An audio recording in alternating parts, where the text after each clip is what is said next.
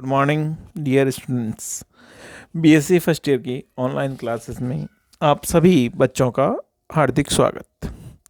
जैसा कि अपन unit third पढ़ रहे हैं, यूनिट थर्ड में अपन ने एल्केन के बारे में डिस्कस किया था, हाइड्रोकार्बन टॉपिक, और हाइड्रोकार्बन टॉपिक में एल्केन के बारे में अपन ने डिस्कस किया। एल्केन की स्ट्रक्चर देखी, बॉन्ड नेचर देखा, फिर एल्केन को बनाने की विधियों के बारे में अपन ने जानकारी ली।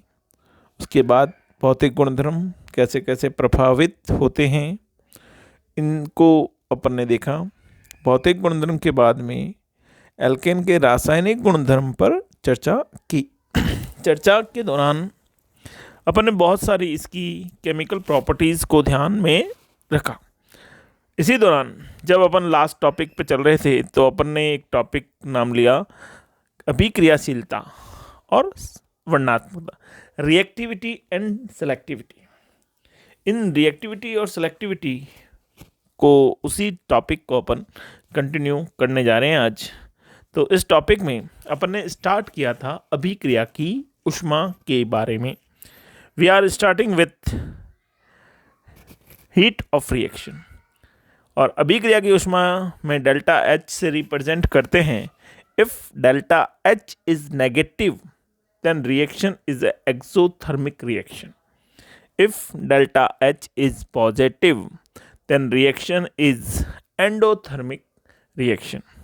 तो अभिक्रिया कौन सी है उसको अपन अभिक्रिया की ऊष्मा के आधार पर ज्ञात कर सकते हैं। धनात्मक है तो क्या होगा और ऋणात्मक है तो क्या होगा।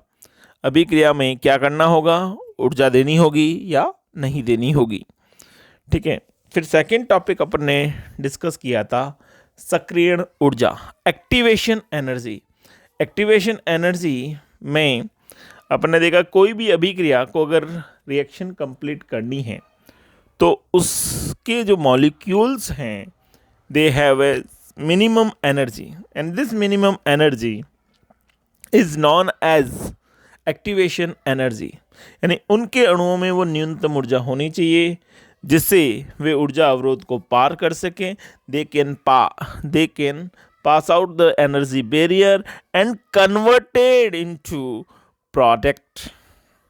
ये पॉसिबिलिटीज़ होनी चाहिए तो ही वो प्रोडक्ट में बदलते हैं।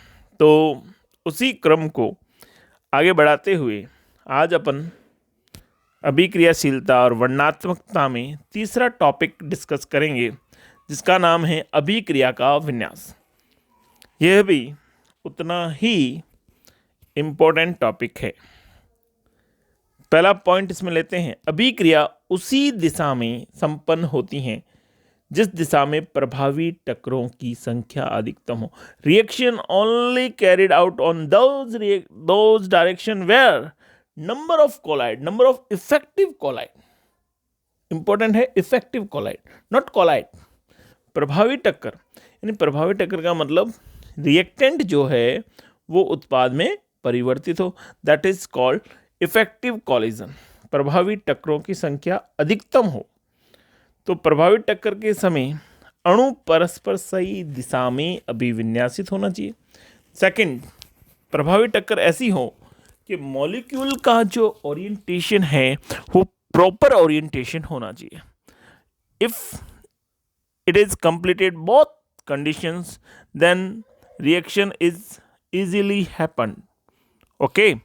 प्रभावी टक्कर के लिए शर्त, पहली शर्त है पर्याप्त सक्रियण ऊर्जा, सफिशिएंट एक्टिवेशन एनर्जी।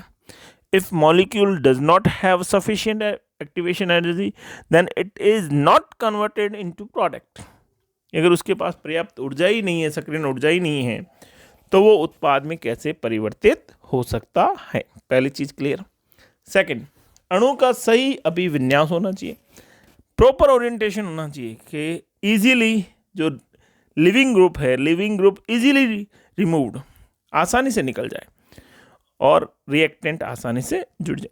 जैसे मैं एक एग्जांपल ले रहा हूँ, जैसे मैंने CH3H एल्केन लिया, इसकी क्लोरीन फ्री रेडिकल से रिएक्शन करवाई, दोनों सेम डायरेक्शन में हैं, सेम डायरेक्शन में होगा तो ये क्लोरीन फ्री रेडिकल इसके साथ रिएक्शन करके HCl को रिमूव कर देगा और कार्बन फ्री रेडिकल का फॉर्मेशन हो जाएगा। सिंपल, ठीक है। अब यही रिएक्शन CH3H और मैं क्लोरीन अपोजिट डायरेक्शन में, दोनों की ओरिएंटेशन यहाँ इस रिएक्शन में, here is proper orientation but here is not proper orientation, so reaction does not complete, यानी प्रोडक्ट ही नहीं बना। तो इसलिए दोनों ही कंडीशंस होनी चाहिए। नाउ नेक्स्ट टॉपिक, संक्रमण अवस्था व मध्यवर्ती। ये भी इतना ही इंपॉर्टेंट है। कोई रिएक्शन जब होती है तो या तो उसमें संक्रमण अवस्था बनती है या मध्यवर्ती का निर्माण होता है। कब संक्रमण अवस्था बनेगी और कब मध्यवर्ती बनेगा, ये देखते हैं। संक्रमण अवस्था, जब अभिक्रिया एक ही पद में completed in single step, then transition state will form. जब एक ही पद में संपन्न हो तो संक्रमण अवस्था बनेगी। क्या होगा इसमें, जो उपस्थित बंध हैं, पहले से उपस्थित बंध हैं, वो तो टूटेंगे और नए बंध बनेंगे, तो उत्पाद हो जाएगा। ठीक है, तो इस दौरान बंध का बनना और बंध का टूटना दोनों एक साथ होते हैं, तो उसे कहते हैं संक्रमण अवस्था। फॉर एग्जाम्पल, जैसे ये मैंने रिएक्टेंट ले लिया AB, इससे रिएक्शन करने कौन आ रहा है, C। तो क्या होगा, B के साथ C की बॉन्डिंग होती चली जाएगी और A वाला जो बॉन्ड है वो ब्रेकिंग स्टेज में आ जाएगा। तो देखो, bond breaking and bond formation दोनों स्टेप एक साथ परफॉर्म हो रहे हैं, then it will form BC। This is the product, then this is the reactant. ये एक ही स्टेप में हो रहा है, तो so called transition state will form. तो इस कंडीशन में संक्रमण अवस्था का निर्माण होता है। ठीक है बच्चों। सेकंड, मध्यवर्ती। मध्यवर्ती कब बनेगा, व्हेन विल इंटरमीडिएट फॉर्म, जब अभिक्रिया एक से अधिक पदों में संपन्न हो। When reaction carried out more than one step, then intermediate will form. अगर एक से अधिक पद हुए तो मध्यवर्ती ही बनेगा, और मध्यवर्ती जो होता है उसकी ऊर्जा क्रियाकारक और उत्पाद दोनों से ज़्यादा होती है, लेकिन संक्रमण अवस्था से कम होती है। अगर ग्राफ प्लॉट किया जाए, ये मैंने ग्राफ प्लॉट किया, मान लेते हैं यहाँ रिएक्टेंट था, यहाँ ट्रांजिशन स्टेट और ये प्रोडक्ट, ये पहले वाली रिएक्शन के लिए। अगर दूसरी वाली रिएक्शन के लिए मैं ग्राफ प्लॉट करूँ तो ग्राफ कुछ इस तरह का प्लॉट होगा, जैसे ये रिएक्शन। ठीक है, ग्राफ रिएक्टेंट से शुरू हुआ, transition state first, transition state second, then product.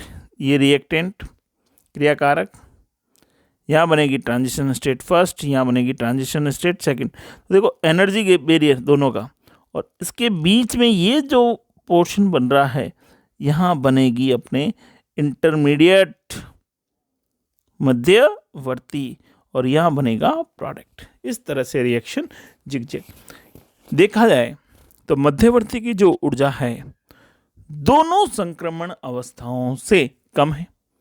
अगर ऊर्जा कम है तो अधिक स्थायी होता है, लेकिन रिएक्टेंट और प्रोडक्ट से ज़्यादा है। तो अभिक्रिया एक पद में संपन्न तो केवल संक्रमण अवस्था, और अभिक्रिया दो से या एक से अधिक पद में संपन्न तो मध्यवर्ती बनता है। ओके, चलिए अब अपन रिएक्टिविटी की बात करें। अब जब अपन ने चारों पॉइंट डिस्कस कर लिए हैं तो उसके बाद अपन रिएक्टिविटी पे चलते हैं।